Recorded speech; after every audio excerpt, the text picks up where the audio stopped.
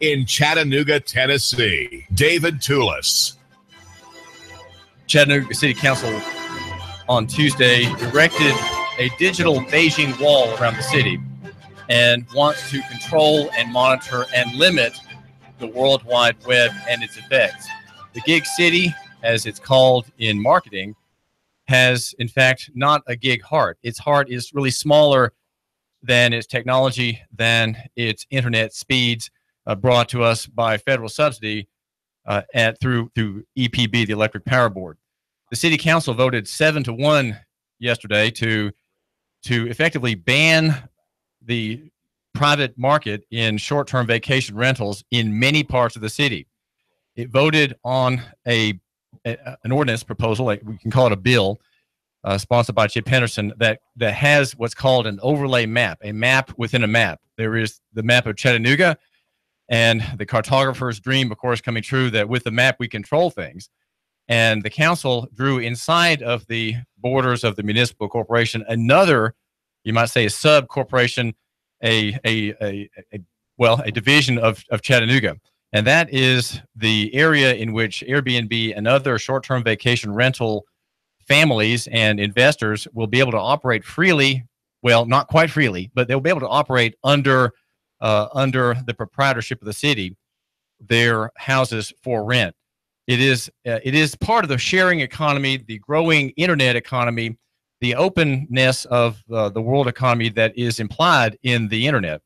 And Chattanooga, acting in fear and acting in a kind of pettifogging and greedy way, it seems, for a few $100,000, is voting to erect a digital wall that prevents hundreds of families now and in the future, in the next year at least, from entering into this very profitable area, an area in which you, if you join that network or others like it, where you can have visitors from out of town staying in your house, either while you're there in an unused part of your structure, or while you're gone on vacation. You're a member of Airbnb as a host, and you go through the vetting process. All the guests go through a vetting process, and you can add your own security if you want, being selective on whom you allow to stay in your house while you're gone.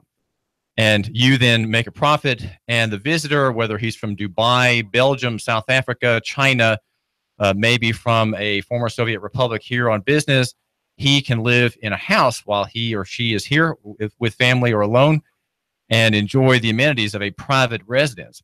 But that is being disallowed in many parts of Chattanooga. It will be banned in many parts of Chattanooga that are not subject, that are not allowed in this proposal. It is, in my analysis, an illegal proposal. It's illegal because it violates the prohibition of arbitrary and capricious acts, agency acts or acts in the law. There is no due process for those denied their rights, those who are denied their rights by the civil corporation of Chattanooga, which has no punitive authority. It has no punishment authority.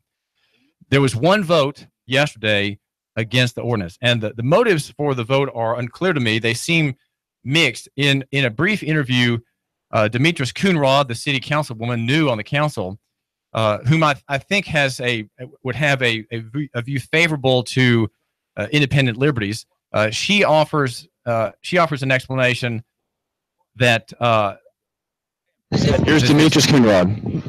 Just feel like that people with large properties deserve the opportunity to run a short-term vacation rentals, and I wanted, additional communities to be included. So that was it. So the map has a problem because it excludes people from a profitable use of their homes. Right.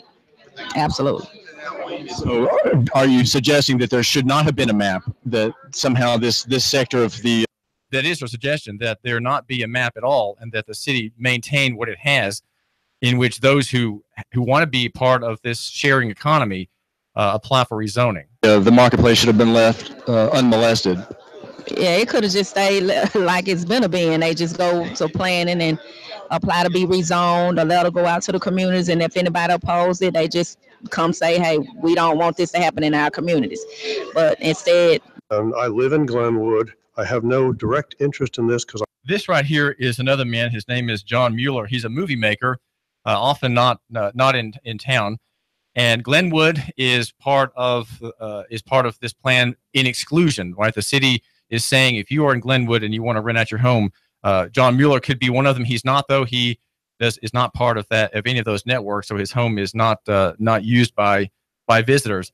He has a very good analysis of what exclusion means, and this is an arbitrary and capricious exclusion of the entire Glenwood district, in which I believe Mrs. Coonrod is represented. I don't rent my house out, but I have seen through local emails that Glenwood had allegedly voted to opt out. The Glenwood Neighborhood Association has told me as of today, when I brought this up last week at a Glenwood neighborhood meeting. They started looking into whether there had actually been a vote, and allegedly there was never a vote. One or two non-board members who are very active in Glenwood decided for the neighborhood that we would not be included. I think this is going to be detrimental to the growth of Glenwood. This right here is very interesting analysis. If you're not part of the network, you are being denied growth. And John Mueller makes a very liberty-oriented comment. Other neighborhoods around us will get this type of business. Glenwood has a lot of homes with great character, just like Highland Park. And this will hold us back from going any farther. Why will it hold back Glenwood, Mr. Mueller? What is it missing out not being in this official district that was passed? I just think more people are going to be likely to want to invest in neighborhoods where people are putting more money in. If people want an Airbnb or a short-term rental house, they're going to invest lots of money into it to make it attractive. Glenwood homes have great character. And if people would start taking them and redoing them, revitalizing them, giving them back the character, the whole neighborhood would come around sooner. I have one of those wonderful homes, but it's not seen as a great neighborhood. And it's decisions like this to hold back from allowing strangers in to, well, yet so many of the people that are there are not the greatest caliber citizen, yet they're afraid to let professional, educated strangers come in and stay for a week or a couple of weeks. It's going to keep the neighborhood from growing. This mindset will keep our neighborhood from doing anything. Do you feel offended somehow at the fact that the line of the map goes elsewhere and other people just like you in a like situation? Do you homeowners not renting, they are being denied? They can, inside the district, they can exercise this liberty, but you are going to be prohibited from it. You will not even be able to ask for rezoning. Mr. Mueller, do you feel somehow that there's something a little arbitrary and capricious about this map line excluding you and your neighborhood? Very much so. We have a neighborhood that is now locked into the group that wanted the exception to not be included. Neighborhoods around us are all going to get this redevelopment and the money that comes with it. Exactly right. I work in the movie production industry in Georgia. I'm down there most of the time. When we bring in large numbers of people to work on a movie, they will go to Airbnb and they go to what are seen as short-term rentals, but they will rent them for 3, 5, sometimes 8 months at a time, paying very good money every night of 8 months. And this money could go into Glenwood, but no, now it will go to Highland Park, it'll go to the south side, it'll go to the North Shore. Glenwood has missed an opportunity here.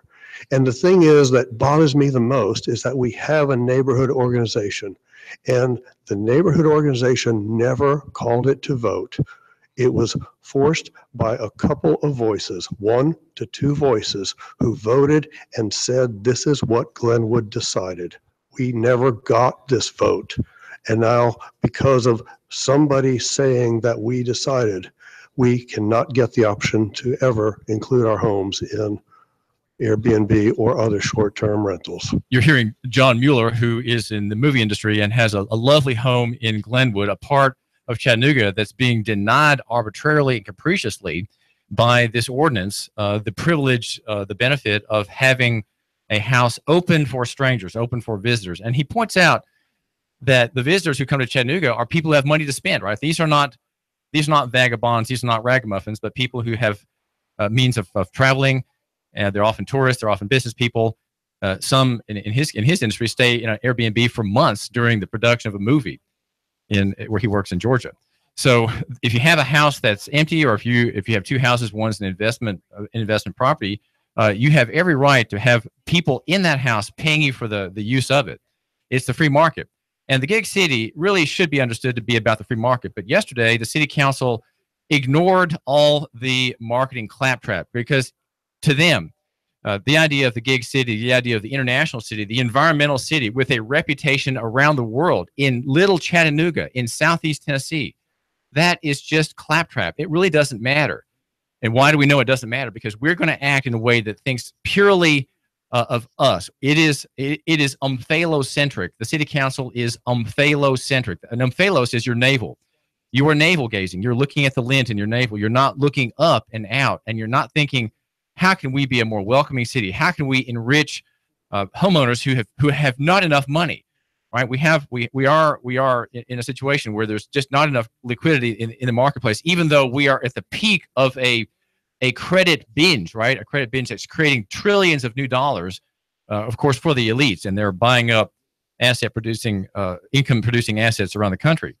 And yet we need liquidity, we need money, and we have, through Airbnb and like networks, the occasion to elevate the living standard of people who own properties who otherwise are just an expense to those homeowners. There is an attitude of fear, and one of those is the head of one of those people expressing that sentiment is a man named Ezra Harris. He tells me that his people in that neighborhood, which I think are, I'm not sure if I'm confused at this point on whether he represents people who are in the new district or outside of the new district, but he was opposed to it. And his comment here explains. I live in Glenwood. I have no direct.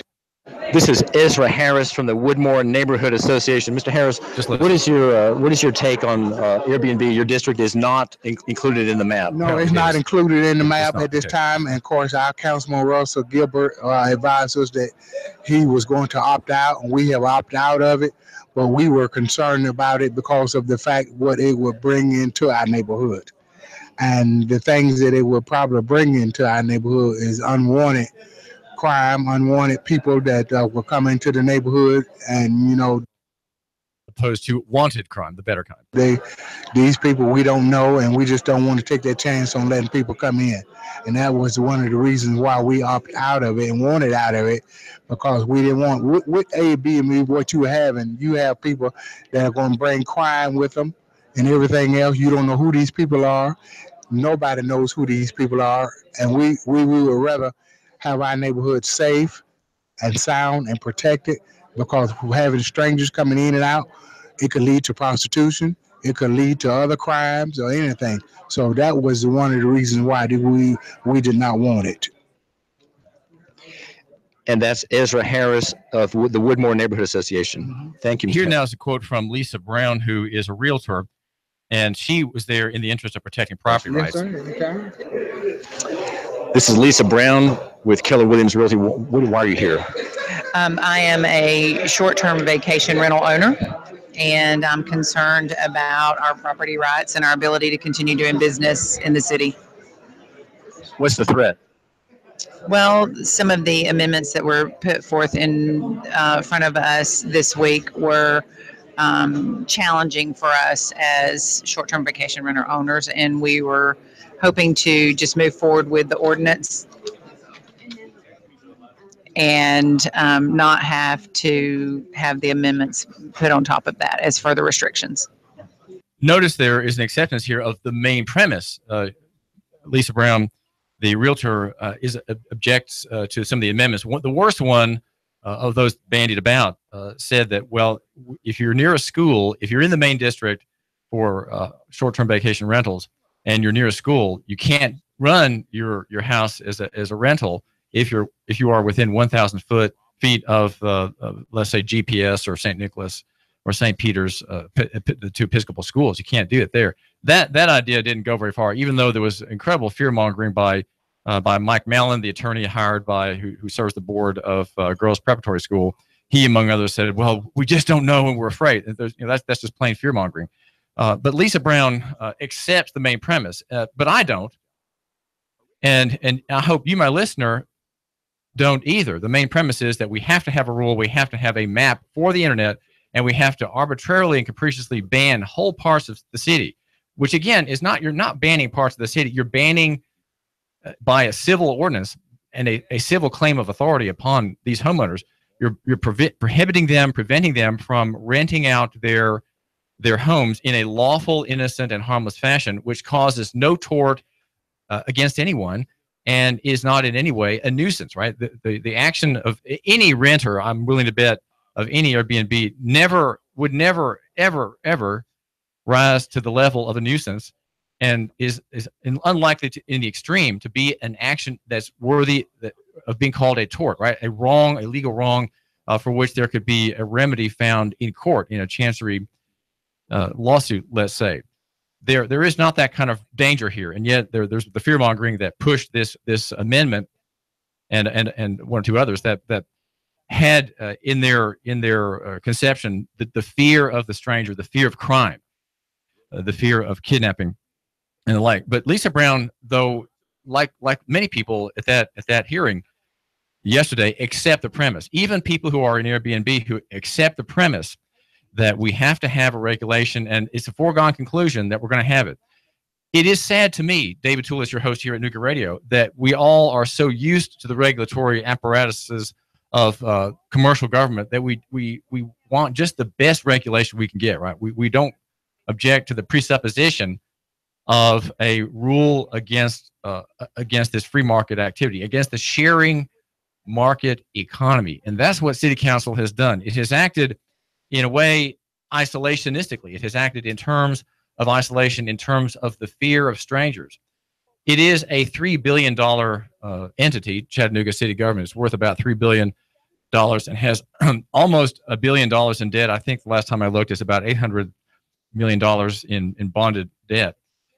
So it's even though it has a great deal of red ink, it's a very valuable organization, and it is a corporation. It has municipal governmental functions, but it also has a very, very extensive portfolio of investments, and also its own businesses, including the Electric Power Board (EPB), which is a subject corporation. It is like in China, you have companies like Norinco that manufactures everything from diapers to rifles.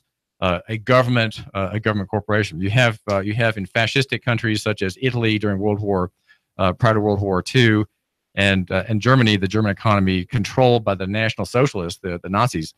The same organization as we have here, EPB, is part of that nexus of profit by government, where government has forgotten its initial duty, biblically, is to protect property rights and protect life, and that's it, and to maintain also courts in which disputes and fights can be settled amicably and equitably. That's what government has that as its duty. But we don't believe that anymore. We don't believe, even Christians here in Chattanooga don't believe the restraints that God puts upon the state. And if we don't believe those restraints and don't have a limited government, we have then an unlimited and commercial government. And Chattanooga City Council, wholly breathing the air of its times, believes this as well, and even the people to be made subject to it, to be made subject to the council in the district where they have to obtain a license, which is to say permission to do something that's otherwise illegal, and those outside the district who face a ban and face enforcement action, and illegally, according to the ordinance, Wade Hinton approved this, the city attorney, a daily fine of $50. That is an abuse of the $50 fine provision, Mr. Hinton. It is an abuse to allow the city council to think that it can impose a fine like that. That provision gives the city power to fine. It's not punitive. There is no punitive authority in city government. It is a fine only, and it is one that is intended to be restorative, and it's $50 per offense. You cannot say that every day is a new offense. Why not every hour? Why not every week? Why not every month? That is an arbitrary and capricious designation to make it daily.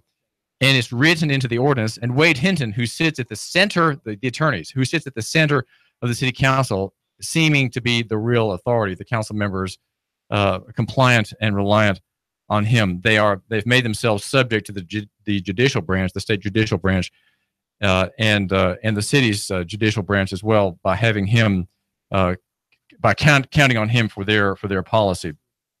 This is David Tulis, and it's a bad day in Chattanooga, a bad day for liberty, for the free markets. No to freedom, no to the rule of law. A Beijing digital wall to keep bad ideas, to keep bad people from expressing themselves, making connections. That's what's happened under a poverty of enforcement power, where the city has no power to enforce its rule. It has no punitive power. But people act as if right and wrong legally are of no consequence. We're all just breathing the air of arbitrary power and submission. David Tulis.